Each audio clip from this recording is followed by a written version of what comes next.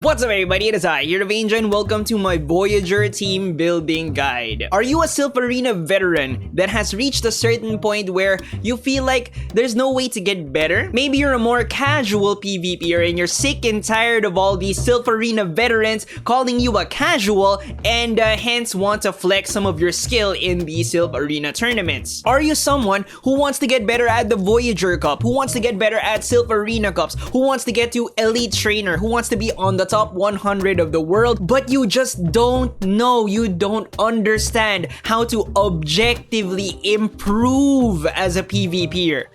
Well, this is the perfect video for you. Also, all the people who are lost, I got you. Now, the first thing that I do every single month whenever Silph releases their monthly cups is I make the Meta Simplified Guide. I release that as a video, and out of that video, out of that knowledge that I get from researching that video, I make a list, a very specific list of the things that I consider as threats. These are Pokemon that I am sure will probably be in the tournament somewhere and I want to cover on my team. These are the Pokemon that I have in my current Voyager Cup threat list. Take a good look. Alright, just run through. Now, the list changes throughout the month depending on the tournaments, right? If I see more people using a certain Pokemon, I include it. Some Pokemon I actually take out of the list after a certain amount of time because I noticed that whenever I have coverage for like one of their side grades, they're also covered. So it's kind of like less work for me. And your goal whenever you're making a threat list is actually to have less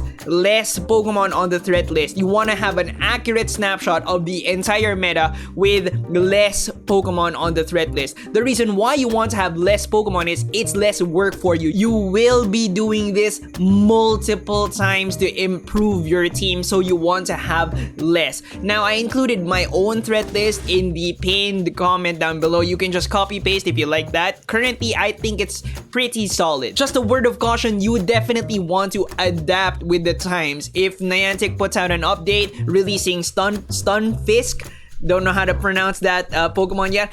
Yes, then include it on your threat list, especially if it has a lot of clout on Twitter. I saw that it had a lot of clout, so I have Stunfisk there. Now, something that you might want to take out of the list, Clefable. Clefable is almost exactly the same as Wigglytuff. Now, there are some Pokemon that can kill Clefable and not Wigglytuff, and I don't remember which Pokemon they are. But yes, most of the time, you will have coverage for Clefable when you cover Wigglytuff. So that's kind of like how you adapt this list, because this is not a rigid structure. This is a moving thing, right? Especially if your tournament is at the end of the month, you definitely want to update this. Make sure, because if you're not updated, you will have holes in your team. Another very important thing that you have to make sure to do is you have to stay updated with the tournaments. Go to the Silph Arena page, check the tournaments that just finished, check out the top 5, top 10, right? And check out the Pokemon, the lineups that they use. Did they have weird Pokemon that you don't have on your threat list? Have you started to notice that more people are starting to use it because that person won or something? Then add it to your threat list. Now, this sounds like a lot of work. Yes, I totally agree with you. I put a lot of work into editing, updating this thing, but that is exactly why you watch my channel, right? Because you want the quick and easy way to just get better at PvP. And so I will be putting out updated threat lists, examples of balanced teams. So don't worry about it. Don't update it if you don't want to. I can do that for you. Now, how do we use this threat list to make an objectively balanced team? Plus, how do we use it to improve? I want you to take your team. This one right here is mine, right? And I want you to check the number of clean counters. All right, what do I mean when I say clean counters? When I say clean counter, this is in the one shield scenario, fresh, no baiting, minimized, and maximized stats. All right, so Meganium versus Bastiodon. Question, is this a clean counter? Let's check. All right,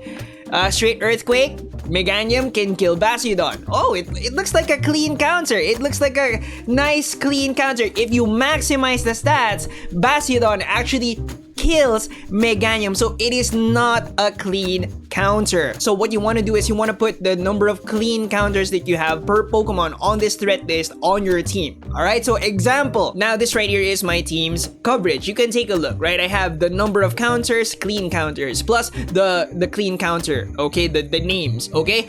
Now you'll know that your team is balanced if you have at least 2 clean counters to the Pokemon. Now, why am I emphasizing this whole clean counter situation? The thing is, I want you to assume that for the playable matches, for the IV-based matches, you lose those, alright? Why? Because it is much better to prepare for the worst than to expect the best to happen every single time, right? I have tried to make a team that has multiple playable matches just to cover the hole in my team, and it did not work out, most likely because I suck. I want you to assume the worst so that you have an airtight team, and then you have your playable matches to make your coverage even wider.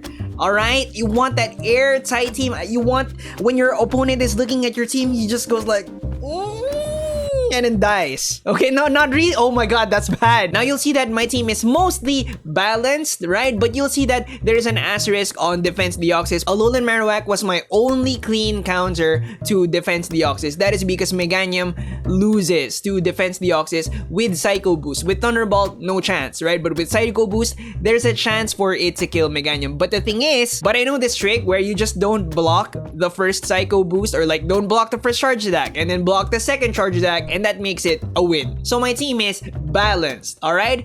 Plus I have the playable matches to kind of like add the coverage. But the thing is, guys, this is actually an example for you guys. You definitely want 2 clean counters per Pokemon on this threat list. So if you have Pokemon on the list that only have 1 or none, then add an asterisk so that you can remember, so that you can see which one you have to cover. You can actually use this threat list to build your team slowly. So start maybe with like 3 Pokemon that you like, 3 Pokemon that you think are strong, and then check the coverage for the 3 Pokemon that you have, and then if you are lacking some Defense Deoxys coverage, add more Pokemon that cover Defense Deoxys. If you're lacking Tropius, add more Tropius, and then slowly build towards a balanced team. Once you have a balanced team, make a list like that shows you how many Pokemon your Pokemon actually covers, alright? So that you can objectively see how much this Pokemon is adding to your team. That list right there will help you maximize the coverage on your team,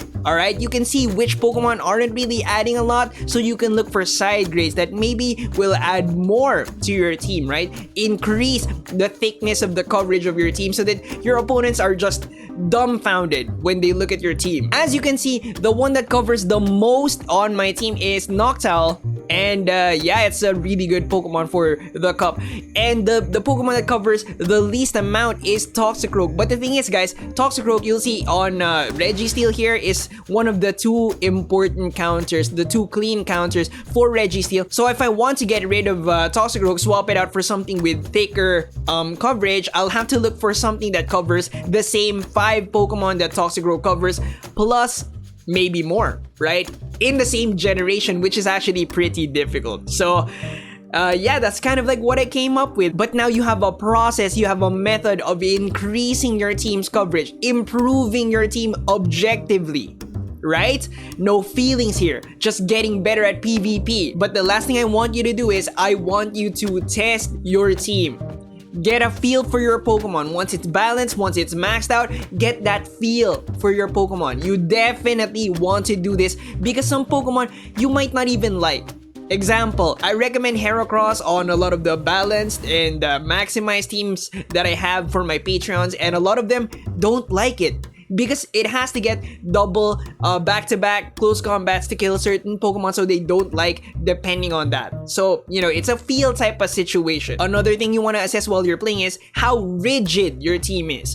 What does that mean? If you have a team that is full of Bastiodons, alright, very rigid Pokemon, that's not good, right? Because even though they have amazing coverage, if you get it aligned to the wrong thing, it's dead. Alright, you're gonna be playing RPS, like super hardcore RPS. Generally, you want more flexible Pokemon that can dodge, duck, dip, dive, and dodge. Alright, so yeah, think about it. Maybe like at least 4 Pokemon that are more flexible. Think more like Whiscash. Whiscash, if a Venusaur pops in, if you hit it with a Blizzard, nice. So now you have a process, you have the way of building a balanced team, you have a way to assess how good your team actually is, plus you have a way to improve your team.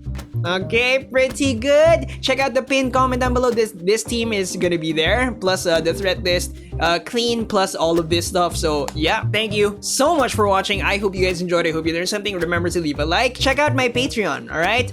This is actually what I do for them. I balance their teams, I give them advice and stuff, and yeah. Subscribe if you haven't yet, ding that notification bell, and I'll see you on the next one. Bye guys!